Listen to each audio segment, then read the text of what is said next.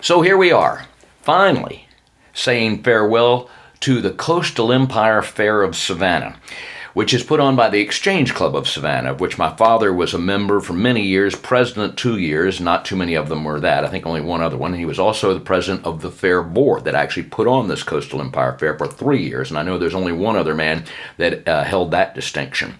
And when I moved back to Savannah in 1991, I joined the Exchange Club and also went out there and worked the fair. And in this video, you'll see I'll be wearing the jacket from those years that they gave us to identify ourselves. The one thing, the fair always started on the last Thursday of October and then went all the way through the next weekend. And you used to be able, before this there's no climate change, I'm sorry, I forgot about that. You used to be able to always know when the first night of a low 30-degree temperature would come in Savannah, and it was always the week of the fair, usually the first week of November. But at any rate, they had announced that it would move from this location where it's been for many years, a huge lot, about 480 acres, and there was talk of using it as an area for the movie companies to set up sound stages and etc., which I still think that would be a great use for the property.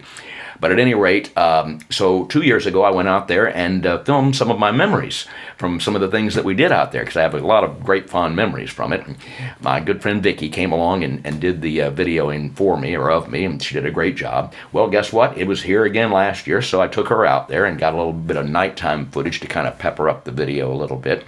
And at any rate, I hope you don't mind me sharing some of the memories that I have out there at the fair, because it was really great. It was for you folks, it was more like a state fair, even though we're not the state capital, but this was a huge fair put on by Gooding's $1 Million Midway. At any rate, I hope you enjoyed as much as I enjoyed doing it, and you'll enjoy some of the old experiences I had at the Coastal Empire Fair. Farewell.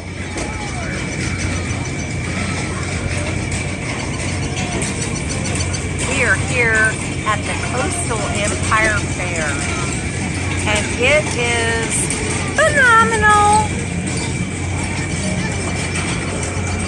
Okay, now, in about 1974, when my father was president of the fair board, he decided it would be a good idea to start bringing live entertainment out here to this fair, which was at that time more or less like a state fair. So he built a little concrete stage back in the area behind us, which is no longer there. It was just an open outdoor stage, somewhat like a mini amphitheater, and they brought in grandstands. So I was just turning 16, driving, and I was helping Dad out with everything around the fairgrounds. And part of that would be to bring the entertainers in and run the spotlight, which he had rented, and set them up on the sound system, which they set up very basic thing. The opening night was supposed to be a country artist named Bill Anderson, known as Whisper Bill. And he was pretty big in the 70s, mid-70s. Monday night of the second week of the fair, Bill gets sick, can't make it. Promoter calls, tells Daddy, I'm sorry, he can't make it. What we're going to do is we're going to send you another old-timer named Furlan Husky. We know he's not that big of a draw, so we're going to add an opening act. And it's a new girl, she's new on the scene, she just had her first hit record, and we think she's going to be great and do a good job for you. And her name is Barbara Mandrell. So, here we are on that Monday evening, and Barbara drives, her husband driving the bus, her sister is still the drummer, and they pull in, and we get them all in, get them set up. And so at any rate, that night, at Monday night, first week, normally it was at that time that we would get 30-degree weather, and sure enough it was about 30, going down to 30 degrees that night. Only about 20 people or so showed up for the show. Barbara standing in this beautiful sequin gown with shoulderless, getting ready to go on stage, and was contracted to do a 45-minute set. Daddy looked at her and said, look, if you don't want to do the whole 45 minutes, I understand. It's cold and freezing out here, there's only 20 people. I go up, run the spotlight, first spotlight I've ever run in my life on Barbara Mandrell. Halfway through the show, she looks at those 20 people and she says, you know, y'all sitting out here in this cold weather and with us tonight, y'all must be really good country artists, so we're going to put on a show. And damned if she didn't do 45 minutes and blow it out the frame. Other artists that came that opening year to cover the the African-American audience was Rufus Thomas, the Funky Chicken. Remember that? And Rufus had a very funny line while he was riding on the back of the golf cart with my dad, and some folks wanted to talk to him, and Rufus looks at my dad and says, I'll be right black. Is that all white with you? Yeah, it's funny. I remember that joke to this day. And then they had people like the Flowers family. We had the grandpa from Hee Haw. They had White Witch played there. They threw up in the trailer we provided them. Oh, and then the other one, which was quite memorable. My friend Steven was here with me, helping me then. Same guy that just helped me paint this house. And Fair and Young. I remember he did BC commercials for BC Powders. Big country artist. He apparently liked to drink, like some of them did. And after the show, he's standing in his camper there, and all these old ladies, everybody up there wanting to get his autograph. And one of them handing a little dog. They wanted one of these little things out here, a little stuffed dog, with his little arms down, or legs back here, and other arms up here. And he looked at the dog, and I'm sorry this is going to sound, this is what the man said to these people. He said, well, is this a boy dog or a girl dog? He said, I ain't got no penis or dick. He said, now right there, he took a little magic marker, and he put a circle and an X in the middle of the crotch, so that's where it should be. And he told everybody, he said, you know, I got my first piece of pussy right here at Tybee. That was Fair and Young. Daddy, when he went to cut him the check, told him he hoped he enjoyed his stay in Savannah, because that would probably be his last visit, which Daddy knew a lot of people, and it probably was. So that's what I remember about the grandstand. It finally didn't last very long. Oh well, it was a good shot. But my first job ever running a spotlight was on Barbara Mandrell. Next time she came to town, she packed the the 8,000 people sold out. We're back in the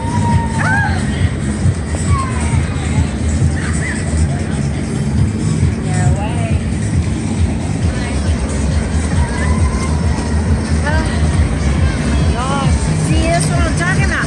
Woo! You want to? You want to get on? Wow.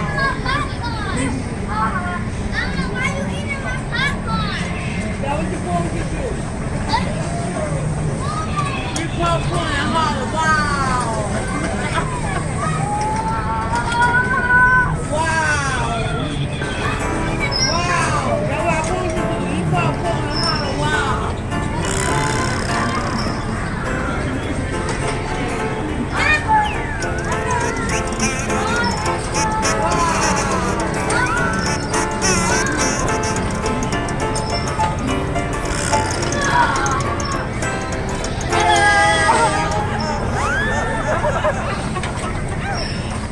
Okay, here we're at a spot on the fairgrounds where many different types of shows, usually animal All right, shows. guys, if you can hear me, this is going to be last and final call for Sea Lion photos until after the 6:30 show. Last and final call. You guys plan on leaving before then? This is your last chance. We are getting ready to close up our gates. Last and final call for Sea Lion photos. Oh, how can you resist? Look at those lovely sea lions. Anyway, that's this year's show. Back in the day that I was just talking about, of course, when Stephen and I were here, one year they had a guy that brought in chimpanzees, and he was these were actor chimpanzees that had been in movies and television, and he had a stage show, and he had all the monkeys in a big camper back there. Well, his star monkey, or chimpanzee, excuse me, was one named Timmy. Timmy, if any of those who remember the Beverly Hillbillies and Cousin Bessie, that was Timmy. Also, Timmy starred as Cheetah, I guess, in the Tarzan movie. Timmy was funny, and Timmy liked to go around the fairgrounds. And so this guy takes me and Steven, you know, we're 14, 15, or 16, whatever we were, and we go around the fairgrounds with this chimpanzee, Timmy. And Timmy had his cue word from this guy to go crazy was fix him up, Timmy. Timmy liked to ride the Ferris wheel, you know, the big Ferris wheel. Well, the people that were operating the Ferris wheel, they'd see the monkey on it, and of course, when he'd come down, they'd want to jump in. And he'd say, fix him up. And old Timmy jump up and do all this while the thing was going down. As soon as it started going back up, old Timmy grabbed that bar. He loved to go in and see all the freak shows and jump right in with the freaks, and they loved him. And we just had a great time out here with old Timmy. Well, then when he brings Timmy back, and he's up there, and we're get to handle these chimpanzees, and you feel the strength of these guys, you see. Well, then they kind of start getting out of hand, and this guy tells me and Stephen to get out of the truck. So we get out and we close the door. Next thing we know, he's got, Stephen had a name for it, I don't know, I thought it was just a belt, but he said it's a leather thing that they use. He's beating the crap out of these monkeys. Anyway, so over the years, I guess that's one thing that survived. They still have survived the show. But also at this location, my first time that I ever was on live radio, Jerry Rogers, the infamous Jerry Rogers of Savannah, was out here broadcasting live.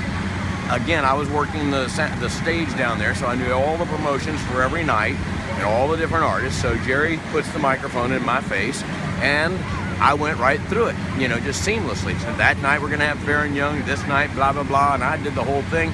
Jerry said, thank you, and then he signed off, and he looked at me and said, Donnie, you're a natural. Yeah.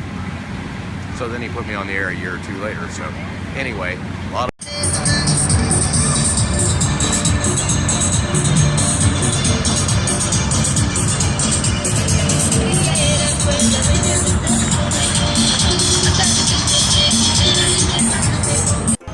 Okay, now we're up at the part of the fair towards the front of the fairgrounds where they have the livestock. They always have that. 4-H club do their thing in there, so that's always been a big thing. But now we're going to move over to what was the coup de grace in those days called the exhibit hall, where they used to have exhibits from all types of people. We'll just let these people go on. Y'all go on through. It's the fair. We're just having fun, you know. Anyway, so this big building would house, you could rent booths in there and show your wares for vendors. We used to sell them actually in the Exchange Club. That's what we do before the fairs, go out and sell these booths. Apparently that fell by the wayside, and apparently this year it's not even open. But the part of the deal they had with what was Gooding's $1 Million Midway, which they're no longer the Midway here. This is the end of the season for these fairs, okay? They do their stuff during the summer. This is always started the last Thursday of October and then went through to the next weekend. And it always has been that. That's the way it's always worked. That's the last time that they do any jobs, and so they need to winter store the rides and the equipment. This building is where Goodings would store and winter their equipment. Thus, they could get a deal for a Midway that normally, again, as I said, is a state fair type. Now, the guy, I wish for the life of me I can remember this guy. I mean, you probably look him up on the internet, and that's probably what I should have done before getting Goodings that ran Goodings. This guy was quite a character, took him to Vegas and stuff like that. But at any rate, here's the epilogue to the story. This is the last fair here on these grounds, the Coastal Empire Fair. The fair is kind of diminished in size a bit, and they're going to be getting a smaller property. All the proceeds, by the way, go to the Frank Allen's Boys Club. That's what this is all about. So the land, the city looked at it. They were thinking about making a subdivision, different things like that. But now, guess what's happened? Well, since North Carolina and Louisiana decided they didn't want those movie people, if everybody can go to the same bathroom or something like that, I don't know. But anyway, they don't have the movie. Their sound stages in Wilmington and Baton Rouge shut down.